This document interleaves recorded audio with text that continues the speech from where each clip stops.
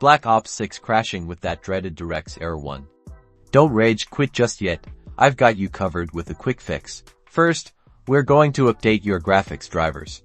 Hit the Windows key and type Device Manager, open it up, expand the Display Adapters section. You should see your graphics card listed there.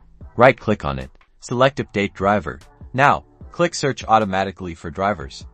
Let Windows do its thing and see if it finds a newer driver. If Windows doesn't find anything, or you want to be extra sure, download and install the latest drivers directly from the NVIDIA or AMD website, depending on your graphics card. I'm showing NVIDIA GeForce Experience here, which makes it easy.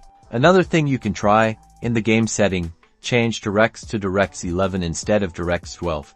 This will make your game performance little lower, but it is more stable. Still crashing? Okay, run DirectX Diagnostic tool to check your DirectX version. Press Windows key and type DirectX. Check the DirectX version displayed here. Make sure you have DirectX 12 installed. If not, you'll need to update it via Windows Update. And that's it. Hopefully, one of these steps fixed your DirectX Error 1. Now get back in the game and dominate. If this helped, drop a like and subscribe for more fixes.